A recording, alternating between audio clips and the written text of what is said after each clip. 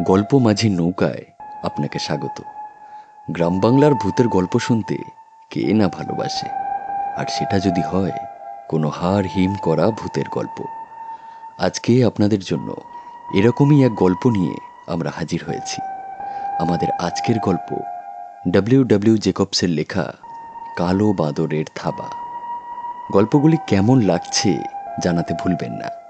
আর আপনি যদি আমাদের চ্যানেলে নতুন হয়ে থাকেন, অবশ্যই সাবস্ক্রাইব বাটনটি প্রেস করে পাশের বেল আইকনটি প্রেস করে দেবেন পরবর্তী গল্পের নোটিফিকেশন পাওয়ার জন্য।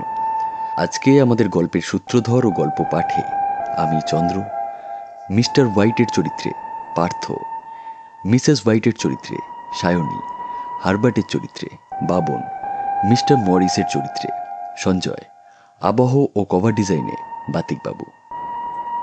তাহলে আসুন শুরু করা যাক আমাদের আজকের গল্প ডব্লিউ জেকবসের লেখা কালো বাঁদরের থাবা।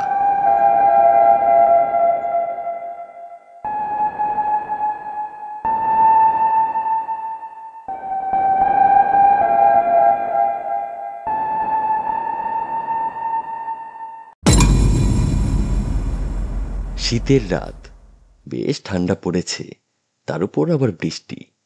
দরজা জানালা বন্ধ করে উষ্ণ উত্তপ্ত ঘরে বসে আছে বৃদ্ধ মিস্টার হোয়াইট, তার স্ত্রী এবং তার ছেলে হারবার্ট। সময় কাটাবার জন্য বাবা আর ছেলে দাবা খেলছে, আর মা সেলাই করছে। কিন্তু কারও যেন কিছুতেই মন বসছে না। হোয়াইট তার এক বন্ধুর অপেক্ষা করছে। সার্জেন্ট মরিস 21 বছর দেশ ছাড়া হয়ে প্রধানত পূর্বাঞ্চলে ঘুরে বেরিয়ে সম্প্রতি দেশে ফিরেছে। আজ মিস্টার হোয়াইটের বাড়ি তার আসবার কথা। গেট খোলার শব্দ শোনা গেল। ভারী পদক্ষেপ এগিয়ে আসছে ঘরের দিকে। হোয়াইট এগিয়ে গিয়ে আন্তরিকভাবে বন্ধুকে অভ্যর্থনা করে আনল। মরিসের শরীর লম্বা, সুগঠিত, প্রাণোচ্ছল, চোখ দুটো ছোট কিন্তু উজ্জ্বল তীক্ষ্ণ। মরিস ভারতবর্ষে ছিল দীর্ঘকাল। সেখানকার দেশ মানুষজনদের নানা গল্প হচ্ছে। বিশেষ করে মন্দির, ফকির, সাধু, সন্ন্যাসীর কথায় সকলেই আগ্রহী। কথা প্রসঙ্গে হোয়াইট বন্ধুকে বলল, মরিস, তুমি সেদিন একটা বাঁদরের থাবা না কিসের কথা যেন বলছিলে? মরিস যেন এড়িয়ে যেতে চাইল ব্যাপারটা। বাঁদরের থাবার কথায় সবাই কৌতূহলী হয়ে উঠল। মরিস বলল, থাবাটা মন্ত্রপুত, অলৌকিক শক্তি সম্পন্ন। সকলের আগ্রহ দেখে মরিস পকেট থেকে বার করলো থাবাটা। সাধারণ ছোট থাবা, শুকনো মমির মতো। হারবার্টের মা থাবাটা দেখে হঠাৎ কেমন যেন ভয় পেল, কিন্তু হারবার্ট আগ্রহ ভরে ওটা হাতে তুলে নিল। মরিস বলল, এক সাধু ফকির এই থাবাটাকে মন্ত্রপুত করে গিয়েছেন। তিনি দেখতে চান যে ভাগ্যই মানুষের জীবনকে নিয়ন্ত্রণ করে এবং তাকে প্রতিহত করতে গেলে চরম দুঃখ পেতে হয়। এটাকে এমন ভাবে জাদু করা হয়েছে যে 3 জন লোক এর থেকে যা চাইবে 3টে ইচ্ছেই পূরণ। মরিসের কথার ভাবভঙ্গিতে কেমন যেন রহস্যের ছাপ, ভয়ের চিহ্ন। হোয়াইটরা জানতে চাইল কেউ এটা থেকে কিছু চেয়ে পেয়েছে কিনা। মরিস বলল যে অনেকেই চেয়েছে, পেয়েছেও তাদের কামনার জিনিস, কিন্তু তার পরিণাম হয়েছে ভয়াবহ। আমিও 3টে জিনিস চেয়ে পেয়েছিলাম। যদি তুমি তোমার জিনিস চাও এবং তা পেয়ে থাকো, তাহলে এটা তোমার কাছে আর রেখেছো কেন? জানতে চাইল হোয়াইট। খেয়াল বসেই রেখেছি। এটাকে একবার বিক্রি করার কথাও ভেবেছিলাম, কিন্তু এটা এত ভয়ঙ্কর যে লোকের ক্ষতি করতে মন চায়নি। তাছাড়া লোকে বিশ্বাসও করে না, ভাবে গাঁজাখুরি গল্প। আগে পরীক্ষা করে তবে নিতে চায়। মরিস বলল। হঠাৎ মরিস বাঁদরের থাবাটাকে আগুনে ছুঁড়ে ফেলল। হারবার্ট সঙ্গে সঙ্গে আগুন থেকে তুলে নিল সেটাকে। হোয়াইট মরিসের কাছ থেকে বাঁদরের থাবাটা চাইল। ভয়ে চমকে উঠল মরিস। মরিস তীব্র স্বরে বলল, ফেলে দাও, ফেলে দাও ওটাকে, এক্ষুনি এক্ষুনি ফেলে দাও। ওর কাছ থেকে চাওয়ার পরিণাম যে কি ভীষণ তুমি ভাবতে পারবে না। কিন্তু হোয়াইট ছাড়বে না কিছুতেই। সে নাছোড়বান্দা। মরিসও থাওয়াটা দেবে না। হোয়াইট জানতে চাইল কি করে ওর কাছ থেকে চাইতে হয়। অত্যন্ত অনিচ্ছার সঙ্গে মরিস বলল, থাওয়াটাকে ডান হাতে ধরে চেঁচিয়ে বলতে হয় বাসনার কথা। কিন্তু সে বারবার সাবধান করে দিল।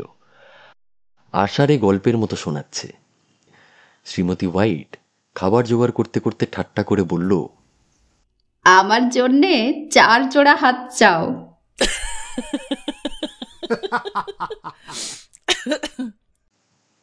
প্রবল হাসির মধ্যে হোয়াইট পকেট থেকে থাবাটা বার করল। অতর্কিতে মরিস তার হাত চেপে ধরল। খাওয়া দাওয়া চুকল। চলে গেল মরিস। যাওয়ার সময় আবার সাবধান করে দিল হোয়াইটকে থাবাটা সম্বন্ধে। সবাই আলোচনা করছে থাবার কাছে কি চাওয়া যায়। হারবার্ট বলল, 200 পাউন্ড পেলে তুমি বাড়ির ধারটা মেটাতে পারো, তাই চাও না? থাবাটাকে হাতের মুঠোয় ধরে হোয়াইট খুব গম্ভীর মুখে স্পষ্ট করে বলল, আমি 200 পাউন্ড চাই।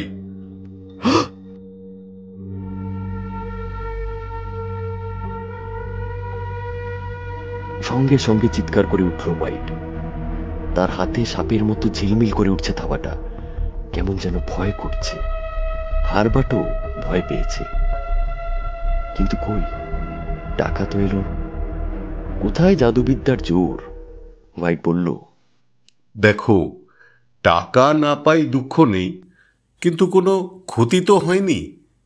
কিন্তু একটা জিনিস, ওটা আমার হাতে সত্যি কি বিশ্রীভাবে নড়ে উঠল। হারবার্ট পরিহাস করে বলল, বাবা, তোমার বিছানায় দেখবে টাকাটা পড়ে আছে।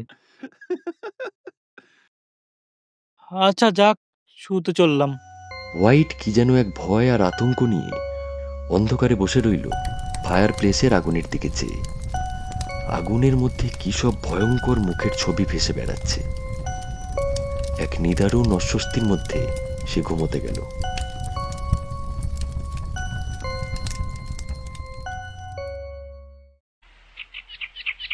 পরদিন সকাল।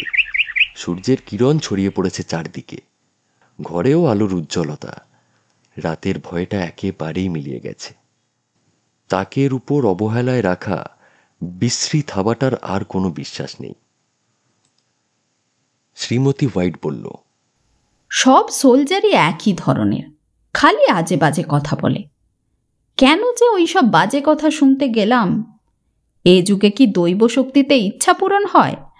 আর যদি হয়ই বা, তুমি কি করে 200 পাউন্ড পাবে সেটা বুঝতে পারছি না।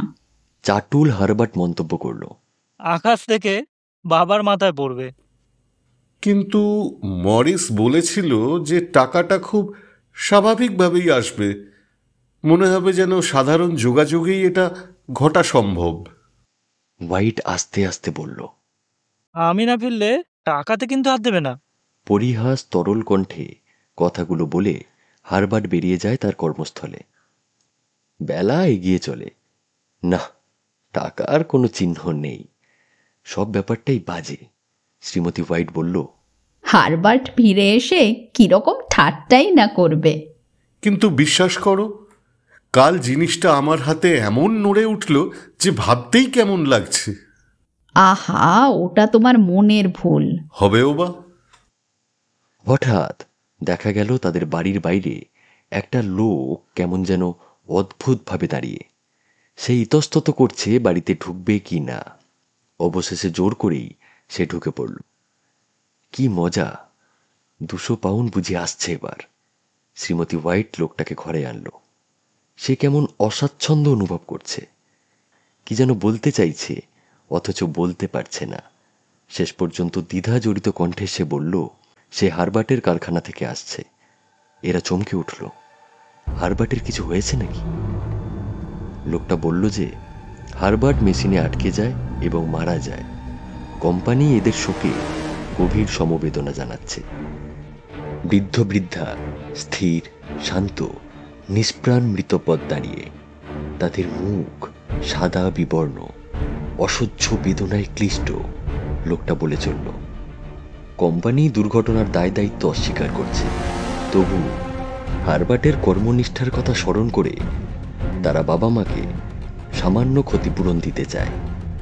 হোয়াইট শুষ্ক বিবর্ণ স্বরে প্রশ্ন করল, কত? 200 পাউন্ড। শ্রীমতী হোয়াইট একটা অস্ফুট আর্তনাদ করে পড়ে গেল। হোয়াইট শুষ্ক হেসে হাত তুলল অন্ধের মতো, তারপর অচেতন হয়ে লুটিয়ে পড়ল।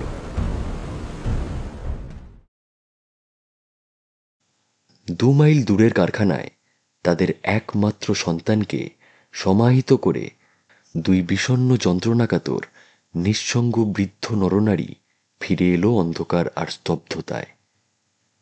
ব্যাপারটা তারা যেন বিশ্বাসই করতে পারছে না। তাদের কেমন যেন আশা যে আবার হারবার্ট ফিরে আসবে, সবকিছু ঠিক হয়ে যাবে, তাদের দুঃখের অবসান ঘটবে। কিন্তু কিছুই ঘটল না। নির্জন নিস্তব্ধতা, ধূসর বিষণ্ণতা, নিবিড় অন্ধকার তাদের সত্তাকে আচ্ছন্ন করে ফেলেছে। সইতে পারছে না তারা এই অসহ্য জ্বালা। ঘন কালো রাত নেমেছে। বৃদ্ধা মা জানালার ধারে দাঁড়িয়ে কাঁদছে। ছেলের জন্য অঝরে ঝরছে চোখের জল। হোয়াইট বিষণ্ণ ব্যথিত হাতে তাকে নিয়ে আসে শয্যায়। সেও তো সইতে পারছে না কোনো কিছুই। হঠাৎ বৃদ্ধা চিৎকার করে ওঠে, বাদরের থাবা! হ্যাঁ, বাদরের থাবাটা কোথায়? আমরা আমরা এখন আরো 2টো জিনিস চাইতে পারি। হায় ভগবান, তোমার এখনো শিক্ষা হলো না? না না না, আমি আমার ছেলেকে চাই। তুমি বাদরের থাবার কাছে আমার ছেলেকে চাও। আমি ওকে দেখতে চাই, আমি ওকে দেখতে চাই, আমি ওকে দেখতে চাই। তাকে কিছুতেই নিবৃত্ত করা গেল না। বিমূঢ়, উদ্ভ্রান্ত, আতঙ্কিত হোয়াইট নিয়ে এলো বাঁদরের থাবাটা। তার স্ত্রী চিৎকার করে বলতে লাগলো, দাও আমার ছেলেকে ফিরিয়ে দাও, দাও আমার ছেলেকে ফিরিয়ে। হোয়াইট হাত তুলে বলল, আমার ছেলে আবার ফিরে আসুক। হাত থেকে ছিটকে পড়ল থাবাটা। হোয়াইট কাঁপতে কাঁপতে গিয়ে মুখ ঢেকে বসে রইল। শ্রীমতী হোয়াইট জানলার কাছে দাঁড়িয়ে বাইরের দিকে অনিমেষ নয়নে চেয়ে। অনেকক্ষণ কেটে গেল, না, কোনো সারা শব্দ নেই। ব্যাপারটা মিথ্যেই। বাঁচা গেল। মরা ছেলে ফিরলে কি ভয়ঙ্কর কাণ্ডটাই না ঘটবে। আগেরটা মিলেছিল নেহাতি কাকতালীয় মতো। হঠাৎ বাইরের দরজায় আসতে ধাক্কা। আবার চমকে উঠল হোয়াইট। তৃতীয়বারের শব্দ বেশ জোরে শোনা গেল। হোয়াইট শোবার ঘরের দরজা বন্ধ করে দিল। বৃদ্ধা চমকে উঠল। কে? ইঁদুর শব্দ করছে। সে দরজার দিকে ছুটল। হোয়াইট আটকালো। না না, হারবার্ট এসেছে, হারবার্ট এসেছে, আমার হারবার্ট। ওকে 2 মাইল পথ আসতে হয়েছে, তাই এত দেরি হলো। তুমি আমাকে ধরলে কেন? ছেড়ে দাও, আমাকে ছেড়ে দাও। আমি নিজের দরজা খুলবো, আমাকে ছেড়ে দাও। হোয়াইট কাঁপতে কাঁপতে বলল, ভগবানের দোহাই, ওকে ভেতরে আসতে দিও না। আবার দরজায় জোরে শব্দ। আবার শ্রীমতী হোয়াইট নিজেকে ছাড়াবার আপ্রাণ প্রয়াসে চেঁচিয়ে উঠল, তুমি নিজের ছেলেকে ভয় পাচ্ছ? আমাকে ছেড়ে দাও, আমাকে ছেড়ে দাও, আমাকে ছেড়ে দাও। আমি যাচ্ছি হারবার্ট, আমি যাচ্ছি। ছিটকে ঘর থেকে বেরিয়ে গেল বৃদ্ধা। তলায় দরজার ছিটকিনি দেবে, হাত যাচ্ছে না। সজোরে দ্রুত একটা চেয়ার টেনে নিল সে। আর পাট কতক্ষণ দাঁড়িয়ে, উদ্ভ্রান্ত অস্থিরতায় হোয়াইট খুঁজছে থাবাটাকে। হাতড়াতে হাতড়াতে পেল ওটা। আবার দরজায় ধাক্কার প্রবল শব্দ। ছিটকিনিটাও প্রায় খুলে গেছে। আর সময় নেই, ভয়ঙ্করকে রোধ করতেই হবে। বাদরের থাবাটা হাতে ধরে হোয়াইট উন্মত্তের মতো উচ্চারণ করলো তার তৃতীয় ও অন্তিম বাসনা। থেমে গেল ধাক্কার শব্দ। ততক্ষণে খুলে গেছে দরজা। এক ঝলক ঠান্ডা হিমেল হাওয়া ছুটে এলো, কাঁপিয়ে দিল ভেতরের হাড়কে। বেদনায়, হতাশায় আর্তচিৎকার করে উঠল শ্রীমতী হোয়াইট। সামনের রাস্তা নির্জন, নিস্তব্ধ। খালি ম্লান স্তিমিত আলোটা থরথর করে কাঁপছে।